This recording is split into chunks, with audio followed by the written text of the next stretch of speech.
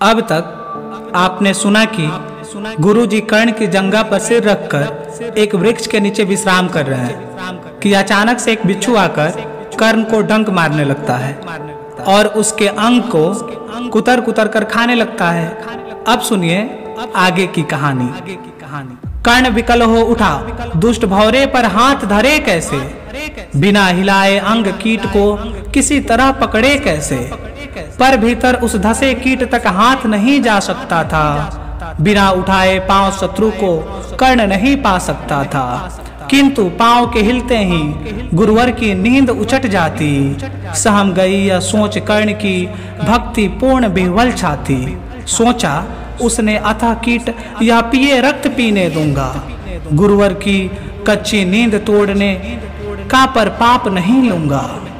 बैठा रहा अचल आसन से कर्ण बहुत मन को मारे। आह निकाले बिना सिलासी सहनशीलता को धारे। किंतु लहू की गर्म धार जो सहसा आने लगी तन में, परशुराम जग पड़े रक्त को देख हुए विस्मित मन में। कर्ण झपट कर उठा, इंगितों में गुरु से आज्ञा लेकर बाहर किया कीट को उसने छत में से अंगुली देकर। परशुराम बोले शिव शिव तूने यह की मूर्खता बड़ी। सहता रहा अचल जाने कब से ऐसी वेदना कड़ी। तनिक लजाकर कहा कर्ण ने नहीं अधिक पीड़ा मुझको। महाराज क्या कर सकता है यह छोटा कीड़ा मुझको। मैंने सोचा हिला डुला तो वृथा आप जग जाएंगे। क्षण भर को विश्राम मिला जो नाहक उसे गवाएंगे। निश्चल बैठा रहा सोच यह कीट स्वयं उड़ जाएगा।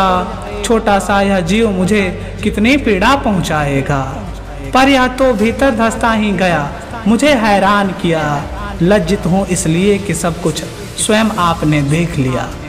परशुराम गंभीर हो गए, सोच न जाने क्या मन में। फिर सहसा क्रोधाग्नि भयानक भभक उठी उनके तन में।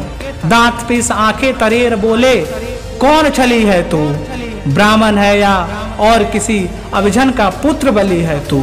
सहनशीलता को अपनाकर ब्राह्मण कभी न जीता है। किसी लक्ष्य के लिए नहीं अपमान हलाहल पीता है।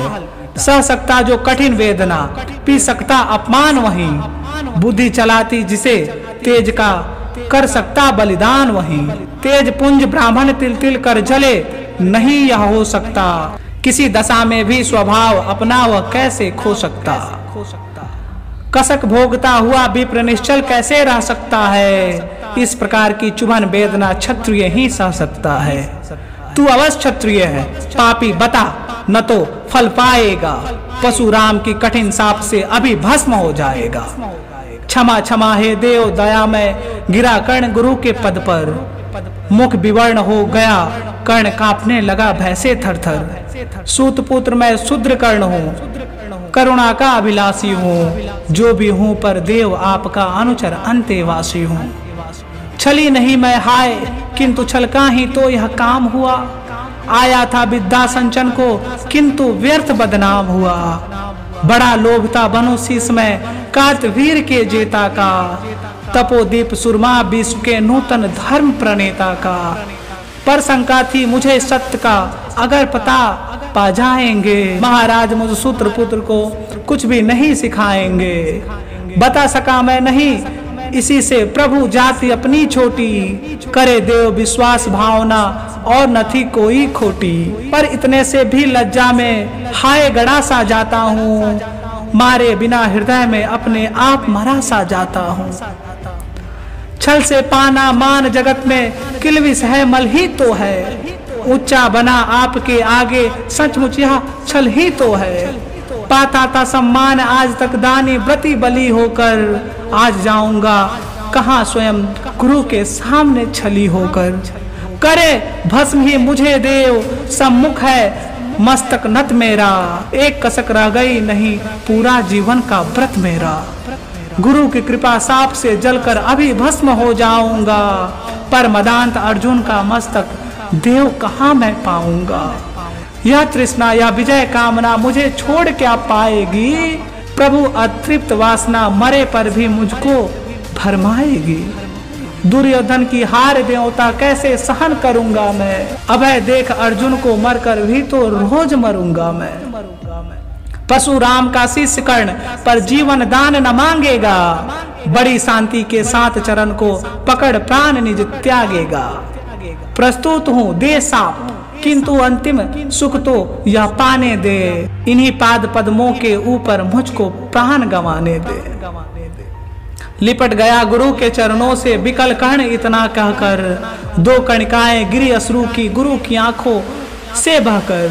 बोले हाय कर्ण तू ही प्रतिभट अर्जुन का नामी है, निश्चल सखा धार्त राष्ट्रों का विश्व विजय का कामी है। अब समझा किस लिए रात दिन तू वैसा श्रम करता था, मेरे शब्द शब्द को मन में क्यों सीपी सा धरता था। देखे अगणित शिष्य द्रोण को भी कर्तव्य कुछ सिखलाया, पर तुझसा जिज्ञासु आज तक कभी नहीं मैंने पाया। तूने जीत लिया था मुझको निज पवित्रता के बल से, क्या पता था लूटने आया कोई मुझको छल से। किसी और पर नहीं किया वैसा स्नेह मैं करता था, सोने पर भी धनुर्वेद का ज्ञान कान में भरता था। नहीं किया कार्पण्य दिया जो कुछ था मेरे पास रतन, तुझ में निज को सौंप शांत हो अभी अभी प्रमुदित था मन। पापी बोल अभी भी मुख से तू न सूत रथ चालक है, परशुराम का शिष्य विक्रमी विप्रवंश का बालक है। सूत वंश में मिला सूर्य सा कैसे तेज प्रबल तुझको, किसने लाकर दिया कहां से कवच और कुंडल तुझको। सूत सा रखा जिसे उसको कैसे कठोर हो मारू मैं, जलते हुए क्रोध की ज्वाला लेकिन कहां उतारू मैं।